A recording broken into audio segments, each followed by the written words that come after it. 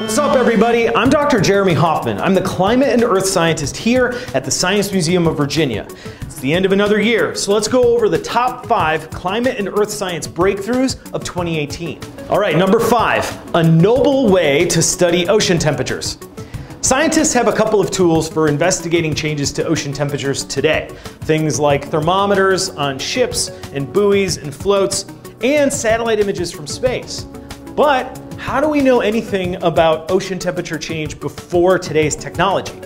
That's where science comes in. In 2018, scientists discovered that the relative proportions of the noble gases argon, krypton, and xenon trapped in air bubbles in the ice of Antarctica reliably estimates the mean global ocean temperatures. But why is that? Noble gases reach a predictable balance with the air over the ocean as its temperature changes. In other words, noble gas solubility and their amounts in the atmosphere are controlled by the warming and cooling of the ocean.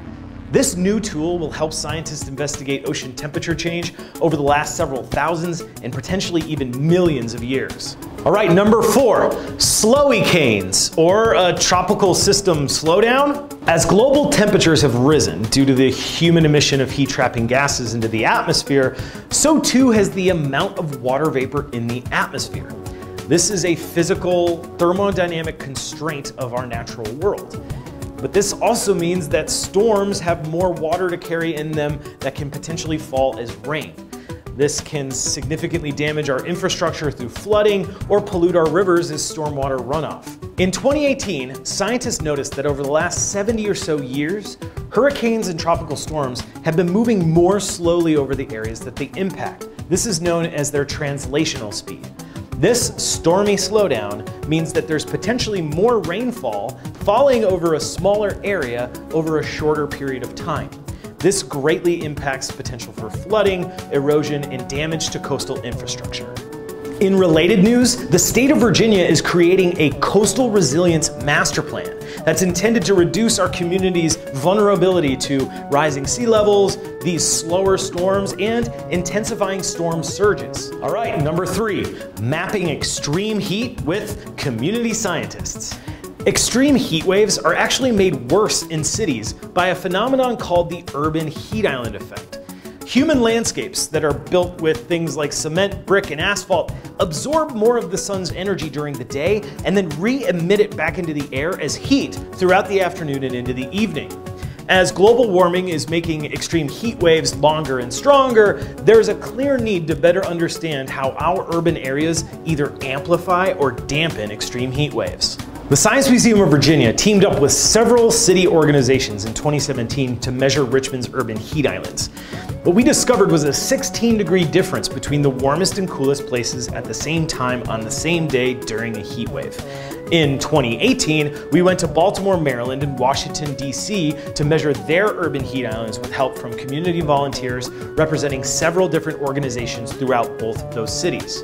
All right, number 2, IPCC SR 1.5, NCA 18 V2, G2G TTYL.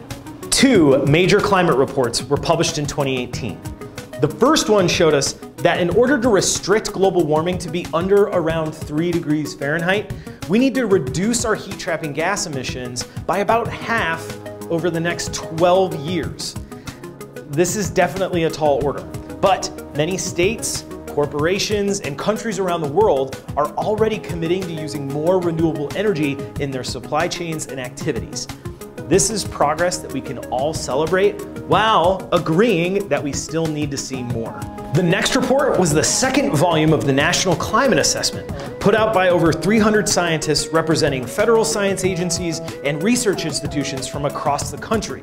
The take-home for Virginia is that the present currently is, and the future will be, sneezier, wheezier, warmer, and wetter, with huge impacts on our state's economy, health, and coastal communities. Significant progress must be made to prepare our communities for the unavoidable impacts of climate change, while we also focus on reducing our reliance on heat-trapping gas-producing fossil fuels.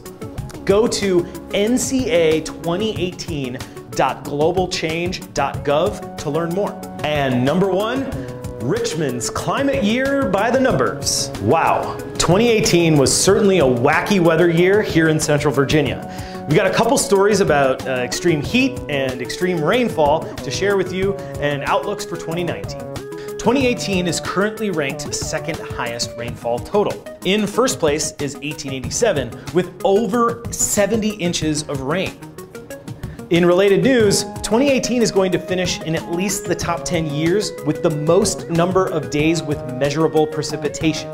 So if you felt like 2018 takes the cake for the all-time record of soggiest socks, you weren't alone.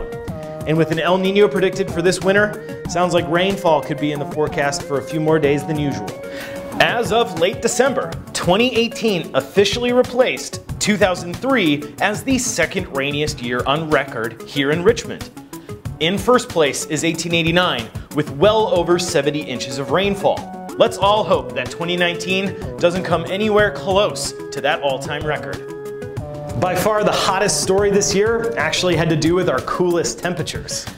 The Richmond area typically has around 50 nights per year where the temperature doesn't drop below 68 degrees Fahrenheit. This is also known as a tropical night. In 2018, Richmond experienced 96 tropical nights, nearly double the yearly average. Tropical nights are important because it increases the amount of energy we use to cool our homes throughout the year, and vulnerable communities without air conditioning can get dangerously hot.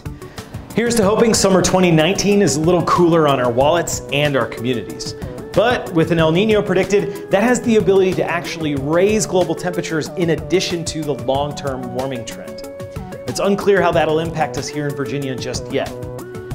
Thank you so much for watching our recap on the top 5 climate and earth science breakthroughs of 2018. And from us to you, Happy New Year, everybody.